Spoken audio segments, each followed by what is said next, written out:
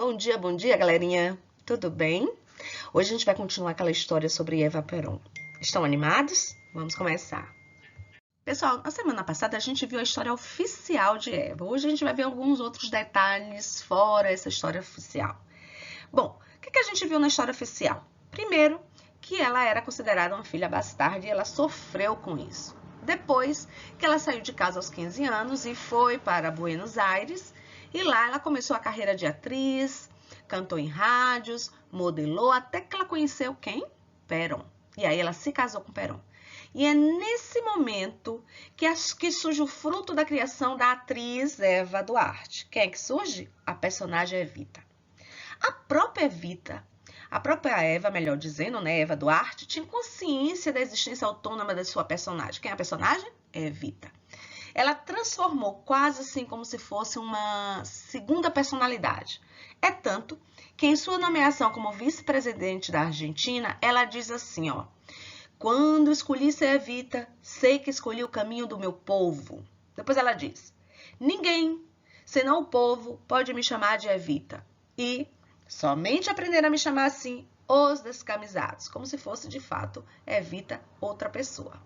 Bom, gente, logo em seguida, Eva renuncia a essa candidatura a vice-presidente, né? E não são claros os motivos de sua renúncia. Segundo a biógrafa Alice do Júnior Ortiz, ela aponta como ciúme por parte de Peron. Ela diz assim, ó: ele não havia imaginado a intensidade do diálogo amoroso entre Evita e o povo. Ou seja, ela quis dizer assim que ele tinha ciúme, ele tinha inveja dessa relação de Evita com o povo. Né? Outras fontes sugerem problemas de saúde que já davam os primeiros sinais na forma de hemorragias, desmaios, fortes dores no baixo ventre. O fato é que Evita morreria semanas depois do marido ser reeleito presidente. Ela tinha um câncer, que eu já falei vocês na aula passada, e ela já não estava ficando mais em pé sozinha, ó, fazia meses desse período. Chegou a ser submetida a uma lobotomia somente para amenizar as dores e foi a primeira argentina a receber quimioterapia. Então, Eva, ela, por defender as causas femininas e as classes menos favorecidas, ao morrer aos 33 anos, ela ganha o status de santa para o povo, né? Imagina aí, 3 milhões de pessoas tomam as ruas de Buenos Aires. 8 pessoas morreram esmagadas. Sabe para quê? Tentando ver o corpo de Eva. Mais de 2.000 foram hospitalizados com ferimentos. Foi preciso importar flores do Chile. Por quê? Porque as floriculturas da capital argentina foram esvaziadas. Então, a reação à morte de Eva Peron em 1952 foi assim, proporcional à sua importância para os argentinos, né? Evita, como ela pedia para ser chamada pelo povo, era nada mais, nada menos, gente, do que a primeira dama do país. Ela não tinha nenhum cargo político, mas já havia sido declarada, meses antes de morrer, a líder espiritual da nação. Era a mãe dos pobres. Melhor, ela era a mãe do país. Pessoal, essa é a múmia de Eva Peron. Vamos lembrar? Ela morre aos 33 anos, de câncer de útero, no dia 26 de julho de 1952. Então, o corpo dela foi embalsamado e ficou exposto à visitação pública até que seu cadáver foi roubado e enterrado no cemitério monumental de Milão, Itália. Calma, que agora começa o babado. Espera aí. Tá vendo isso daí? É Pedro Ara. Ele é o embalsamador. Ele passou 3 anos retocando o cadáver, a ponto de fazer de Eva quase assim uma obra-prima da mumificação. Quem a viu diz que parecia dormir. Em 1957, olha, ela morreu quando? 52. Em 55, 3 anos depois, o corpo de Eva, embalsamado, já havia quantos anos? 3 anos. Jazia na sede da Confederação Geral do Trabalho, no CGT, a maior central sindical da Argentina, à espera do mausoléu, porque aí já vem outra história. Esse mausoléu seria erguido em sua honra, assim, tipo um monumento de 137 metros de altura. Imagina isso aí, é equivalente assim 3 vezes maior que o Cristo Redentor, em que o sarcófago de Evita descansaria sobre os pés da estátua colossal, sabe de quem? De quem? De um descamisado. O sepulcro nunca saiu do papel. Nesse ano, os 3 anos depois, né, os militares tomaram o poder e acharam por bem sumir com o cadáver para evitar que se tornasse objeto do culto peronista. Morta, Eva era mais perigosa do que viva. Então, cogitou-se cremá-la, lançá-la no Rio da Prata, dissolvê-la em ácido, mas Pedro Aramburu, que era o líder do golpe e católico devotado, insistiu em lhe dar uma sepultura cristã. Gente, para o corpo de Eva, a história só estava começando. Então, pronto. E em segredo, eles se reuniram e combinaram o sequestro, né? 2 meses após a tomada do poder, o comando militar invadiu a sede do CGT. Para quê? Para sequestrar o corpo de Eva. O sequestro ficou a cargo do coronel Carlos Koenig, chefe do Serviço de Inteligência do Exército, que terminou por desenvolver uma espécie de obsessão necrófila. Obsessão necrófila. Deus do céu. Você sabe o que é obsessão necrófila? Não sabe? Olha aí do lado. Isso. Viram? Exatamente. Pelo corpo de Evita. Durante anos, conta-se que rodou com ela por toda Buenos Aires. Escondeu em lugares como caçamba de um furgão, escondeu nos fundos de um cinema, no sótão de uma casa e até mesmo no seu próprio escritório. E aí, gente, não parava por isso não. Convidava pessoas a visitar o corpo. Fala-se, né, que os peronistas seguiam o cadáver à distância, pois era comum que nas redondezas dos esconderijos aparecessem flores e velas acendidas misteriosamente, como forma de demarcar o lugar onde a qualquer momento poderia dar-se início a uma peregrinação, assim, como se ela fosse uma santa. Corre a lenda de que os militares chegaram a fazer, gente, 3 cópias de cera do corpo de Eva Peron, mas assim, tão perfeitas. Qual era o objetivo? Era para despistar os peronistas, né? Então, como eu estava falando, tão perfeita que a própria mãe da defunta teria se confundido. Bom, vocês viram que o desprezo do coronel acabou virando obsessão, né? Koenig já não podia mais viver sem ela. Precisava escondê-la para desfrutar de sua presença. E aí, vocês viram que ele já tinha rodado a cidade inteira com a defunta, né? Mas não achava mais onde esconder, então escondeu no sótão da casa do Major Arandia, um velho amigo. Só que, agora é triste, escutem, uma noite, Arandia ouviu uns ruídos. E aí saiu, pegou a pistola e disparou. Ele achava que eram os peronistas que haviam invadido a casa para roubar o corpo de Eva. Mas, gente, olha que tristeza. Ele acabou matando sua mulher, que estava grávida. Aí, quando Aramburu soube disso, e os militares já comentavam isso e muito mais, inclusive que Koenig masturbava-se na frente do corpo dela, que urinava em cima e vai saber o que mais, tanto fez que foi confinado no regimento da Patagônia. Então, Aramburu, temendo que os peronistas encontrassem o corpo e o roubassem, né? Porque eles tinham esse medo, porque ele achava que os peronistas poderiam usá-lo como uma bandeira de resistência. Então, Pedro Aramburu ordenou que Evita fosse enviada para fora da Argentina, em uma complexa operação que teria envolvido até o Vaticano. Bom, os detalhezinhos assim continuam obscuros, a gente não sabe direito, certo? Mas sabe-se que Eva Peron deixou Buenos Aires sob um falso nome com destino a Gênova, onde foi recebida por uma freira que se encarregaria de sepultá-la em um cemitério de Milão. Bom, acaba a história? Não, a história é longa. Então escutem, mas é muito interessante. Vejam, em uma operação tão bem ajambrada que ninguém conhecia todos os detalhezinhos, nem mesmo a freira sabia que estava enterrando Evita, nem o próprio general Aramburu sabia onde estava o corpo dela sepultado. Tanto é que, em 1970, quando os guerrilheiros peronistas sequestraram o ex-ditador com o intuito de reaver o corpo, olha só, sequestraram o ex-ditador para quê? Para reaver o corpo de Eva. Sabe o que aconteceu, gente? Aramburu pagou com a própria vida o fato dele não saber onde é que estava o paradeiro. Não conheceu o paradeiro de Eva. A execução do general pelos montoneiros deflagrou uma crise política que o então ditador argentino, Alejandro Lanusse, achou por bem mitigar. Então, em 1971, decidiu devolver o corpo de Evita a seu marido, Perón, que Perón, então, vivia exilado em Madrid com sua nova esposa, Isabelita. Vocês pensam que a história acabou aí? Agora começa uma outra loucura. Vocês pensam que a história acabou? A gente disse que ele tinha recebido. Então, vocês estão vendo, né, que na atualidade, mais de 50 anos após sua morte, Maria Eva Duarte de Perón está mais viva do que nunca. Bom, a gente está terminando aqui a história de Eva, lembrando que na próxima semana nós vamos fazer uma seletividade com essa temática. Espero que estejam preparados. Vamos para a gramática agora? Pessoal, agora é a hora da gramática e hoje a gente vai trabalhar vocabulário sobre o tempo, tá? Então, a gente vai falar sobre la hora. E o primeiro ponto, e já é cara da minha prova, é perguntar assim, marca a alternativa correta. Aí eu boto lá, que hora é ou que horas são, para vocês marcarem. Qual é a resposta correta? A resposta correta é que hora é? Por quê, galerinha? Por quê? Porque em português a gente fala que horas são? Mas em espanhol eu não posso falar assim. Eu só posso falar no singular, que hora é? Porém, para responder, acontece igual ao português. Se for uma hora, tá no singular, então eu vou usar o es. Es la una.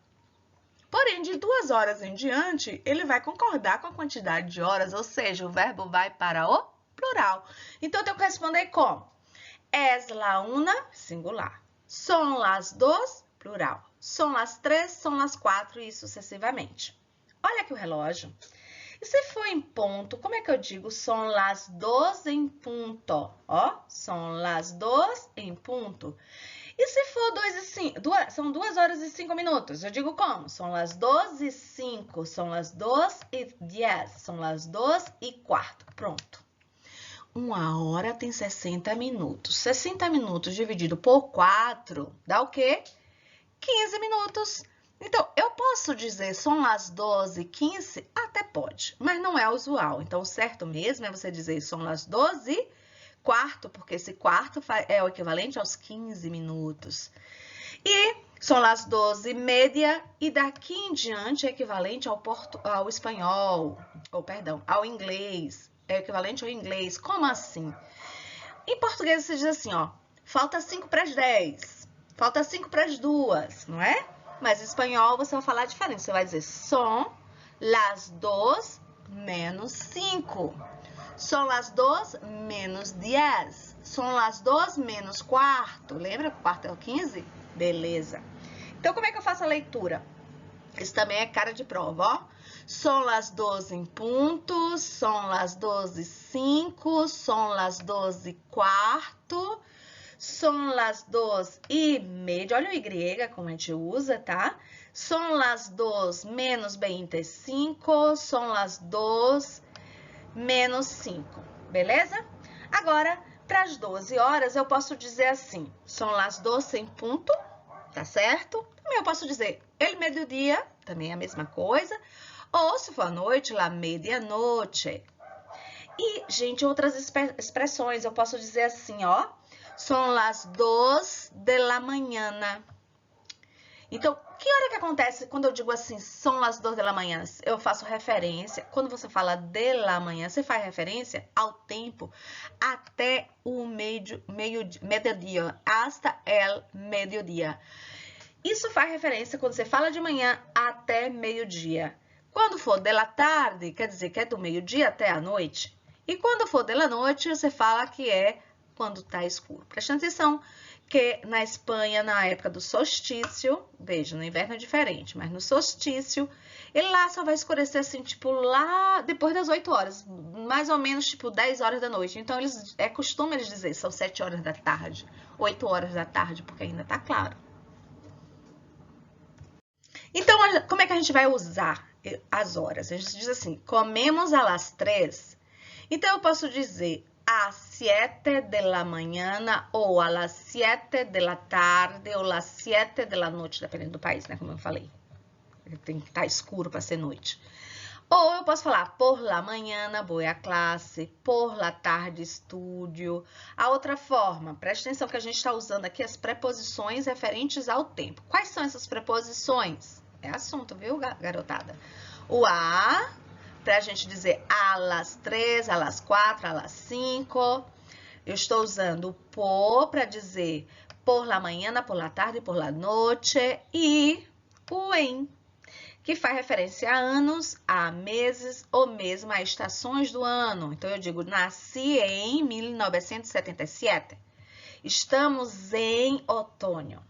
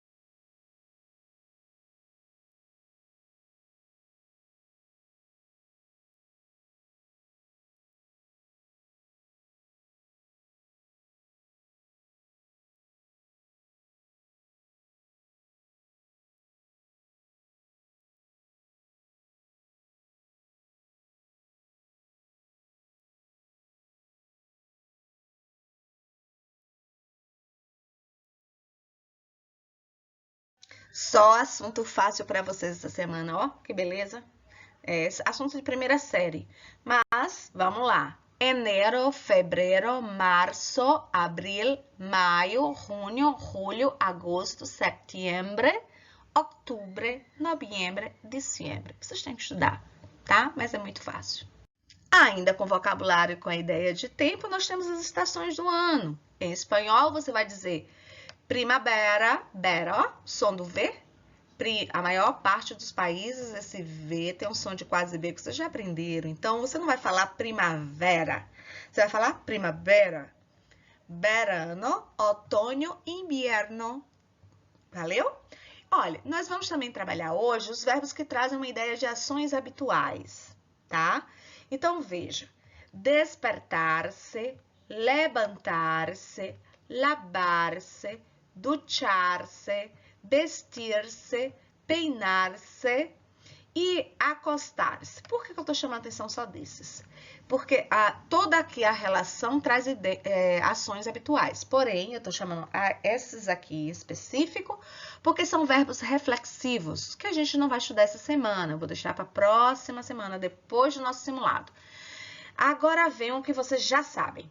Desayunar, trabalhar, comer, almoçar, estudar, cenar, dormir. Isso vocês já estudaram. São verbos que são regulares, conjugam no presente da mesma forma dos outros e tranquilo, tranquilinho mesmo. Eu desayuno, eu trabalho, eu estudo, eu ceno, beleza. Mas o nosso assunto de hoje é esse aqui, ó. Esse verbo, o verbo ler.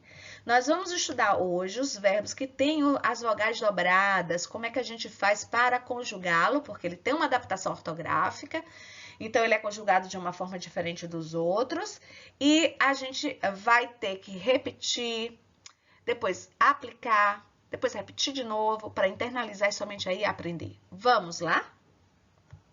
Antes de chegar no assunto que eu quero, vamos só revisar rapidinho isso aqui, ó.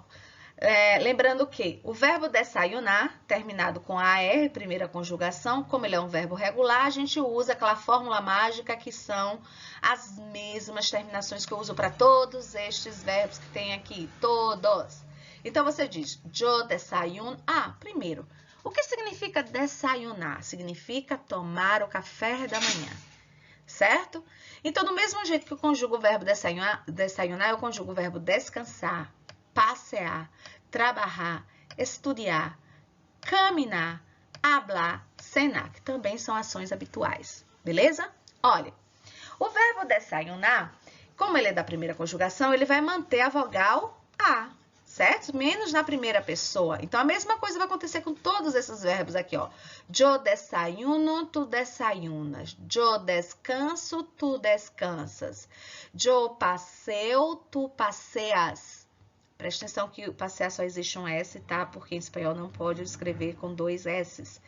Yo trabajo, tu trabajas. Yo estudio, tu estudias. Yo camino, tu caminas. E assim sucessivamente.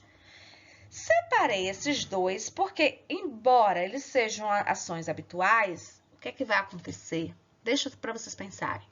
Eles têm o seu radical O e têm o E. Eles vão sofrer o que, crianças? Câmbio. A gente vai trocar esse O por um ditongo, a gente vai trocar esse E pelo ditongo. Então, a gente vai conjugar como? Yo almuerzo, olha aí, tu almuerzas. Merendar, yo meriendo, tu meriendas. Vira ditongação? Gente, esse é o assunto mesmo de hoje, que é o verbo crer. Que vocês vão perceber que o verbo crer, embora tenha uma particularidade específica, ele continua sendo um verbo regular. Mas é importante que a gente trabalhe nesse momento, por quê? Porque a gente faz um paralelo dos verbos que têm as vogais dobradas com aqueles que não têm. Então, o verbo crer tem as duas vogais aqui, ó, os dois S. Ler também. Posser também. Chama a atenção que posser só tem um S, porque não existe dois S em espanhol. O B só tem um E. O que eu quero chamar a atenção? Que quando a gente vai conjugar o verbo crer, aquele que tem dois S, ele vai permanecer com os dois S em todas as pessoas. Todas. Menos em uma. Qual é que não tem? A primeira pessoa. Essa primeira pessoa, ela é exatamente igual ao verbo be, que, lembra, o verbo be só tem uma vogal, né, o E, e aí ele conjuga dessa mesma forma que o verbo crer, que tem o E dobrado. Porém, gente, isso só acontece na primeira pessoa, tá vendo? Ele segue essa mesma forma de conjugar somente na primeira pessoa. Nas outras pessoas, o que acontece? O verbo be só tem uma vogal, permanece com uma vogal em todas as pessoas. O verbo crer tem duas vogais, permanece com as duas vogais em todas as pessoas. Qual é a diferença? É que na primeira pessoa, tanto o verbo crer com as duas vogais e o verbo be com uma vogal só, tem a mesma terminação. Valeu? Então, na próxima semana, a gente vai fazer uma seletividade. Tá certo? E aí, como é que vocês vão fazer? E chegamos ao final da nossa aula. Espero que vocês tenham gostado. Sei que foi longa, mas é necessária, né? A gente leva o tempo que se precisa. Gente, eu vou chamar a atenção aqui de uma coisa. Vocês têm que levar em conta que quando a professora diz assim, ó, se inscreva no canal e comentem. Vocês têm que pensar assim, ó, nós não estamos tendo aula presencialmente. Como é que o professor tem controle de quem está assistindo para tomar as devidas providências? Então, pense assim, ó. Ao se inscrever, é como se vocês estivessem inscritos ali na caderneta da professora. Ao comentar, é como se vocês estivessem respondendo à chamada, tá certo? Conto com vocês. Beijinhos, até mais.